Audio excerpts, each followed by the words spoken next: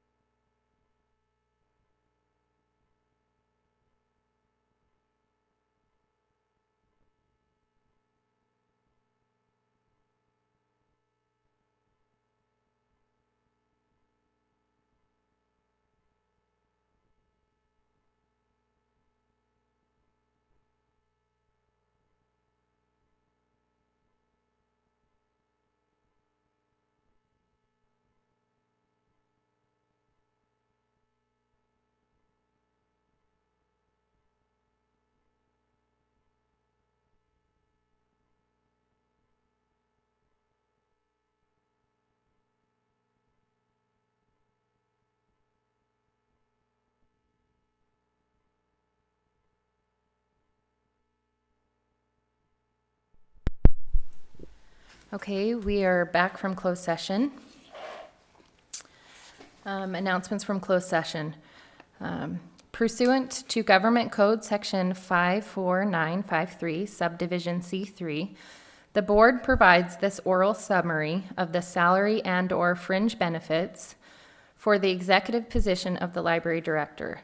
The term of the contract will be 6 months, with a monthly salary of $8,333.33, less all statutory and other deductions. In addition, the contract provides the same level of pensions, health benefits, sick leave, and vacation time as other library employees, with added payment for any related health benefit premiums cost for family coverage and separate administrative or personal necessity leave. Is there a motion to approve the contract? I'll move to approve. Okay, is there a second? Second. Okay, all in favor? Aye. Aye. Aye as well. Okay, stand for Pledge of Allegiance. I pledge allegiance to the flag of the United States of America and to the republic for which it stands, one nation, under God, indivisible, with liberty and justice for all. Okay, roll call. We are all here except for John Gabby. Notice to the public. Any members of the public wishing to address the governing board on the topic within the subject matter jurisdiction of the district, but not on the agenda, may do so during the public comment period identified in this agenda. By law, subjects not on the agenda cannot be acted upon the board except to briefly respond, clarify, or refer to staff for review and presentations at a future meeting. The board president will recognize you for a public comment on the matters on the agenda at the appropriate time. Correspondence? None. Okay. Consent agenda.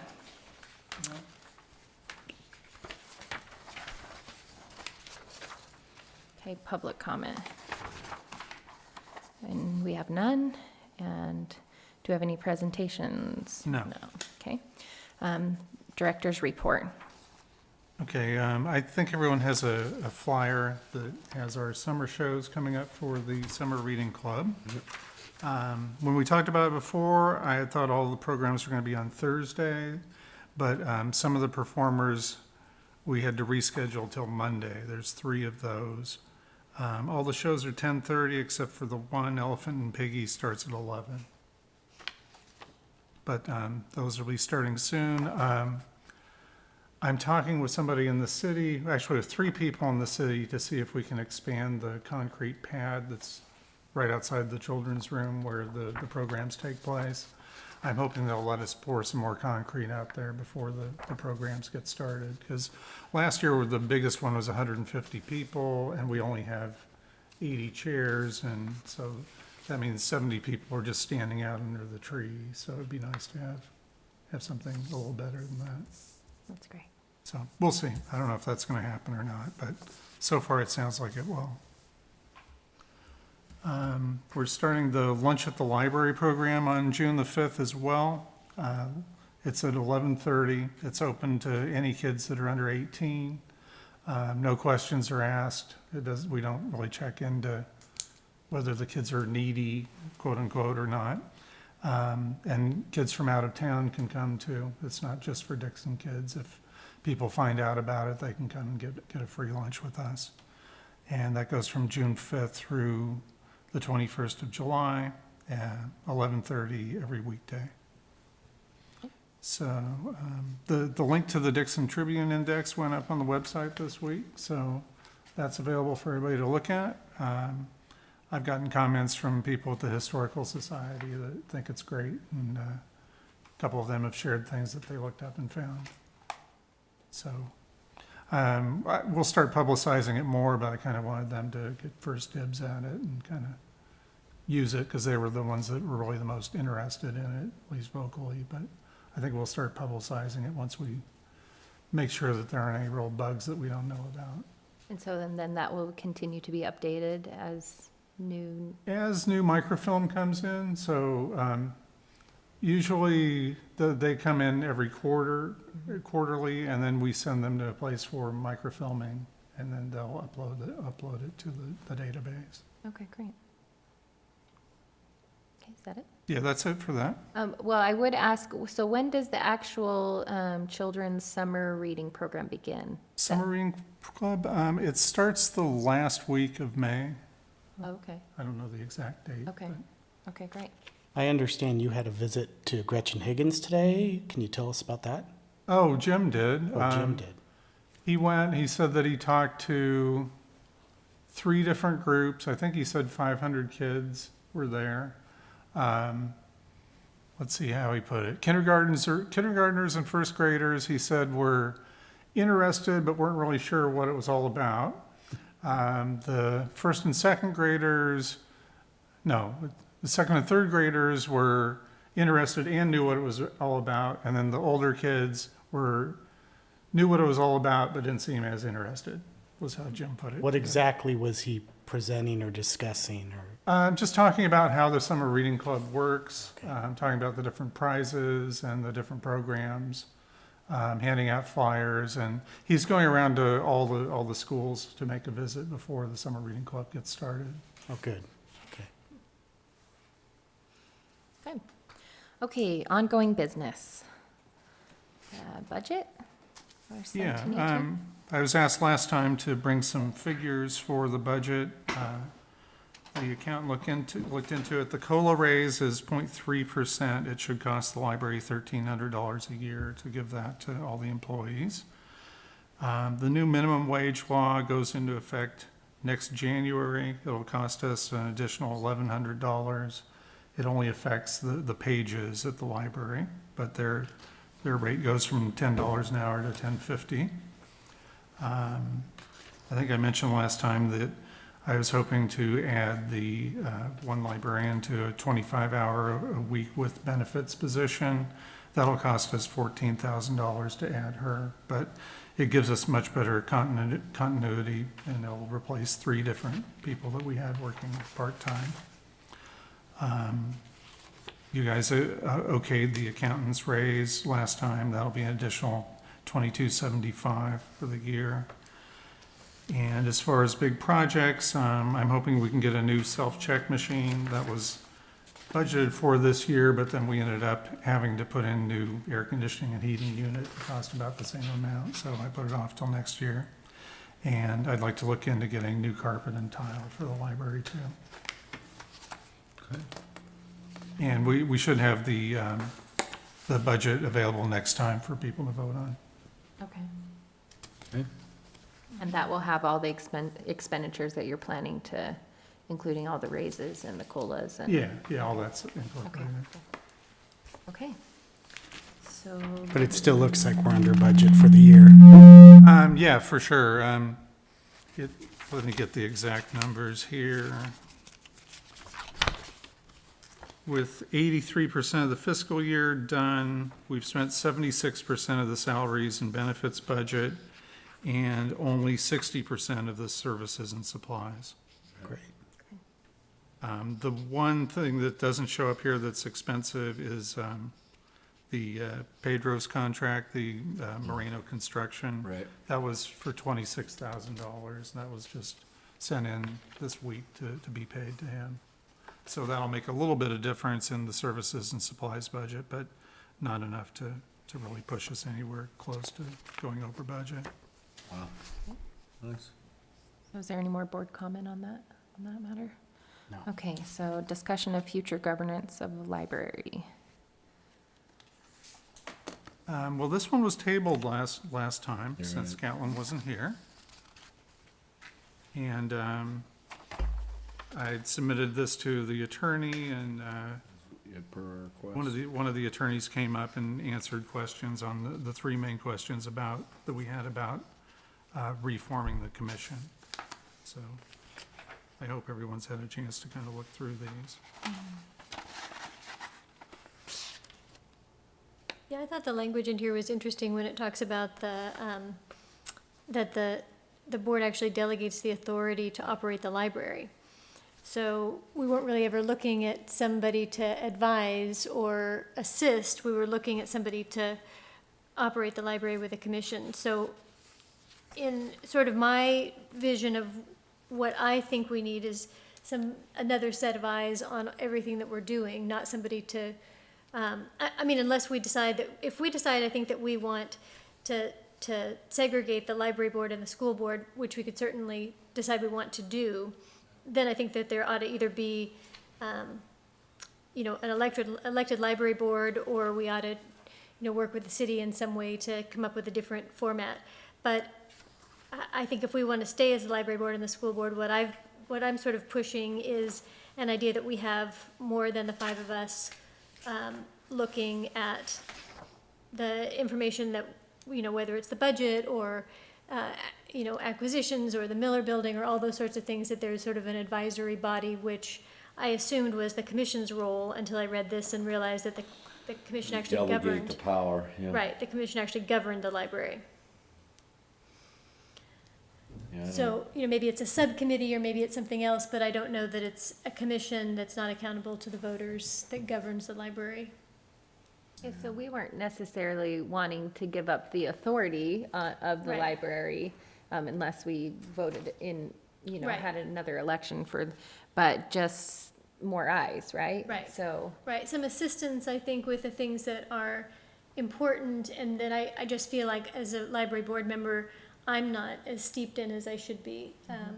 And so, you know, whether that's a subcommittee or an advisory committee or, you know, whatever that is, but I think if we wanted to give up governance, we would need to be looking at a lot of other options to do that. And that's not necessarily where I was heading with my idea of, I don't think with 15-minute board meetings, we're really giving this its due, you know, exposure and diligence and all that sort of stuff. so what you were saying, do you think it would be a good idea to reach out to Scott and ask him, okay, so we know about the commission, forget about the name of a commission, but looking at a subcommittee or some advisors or?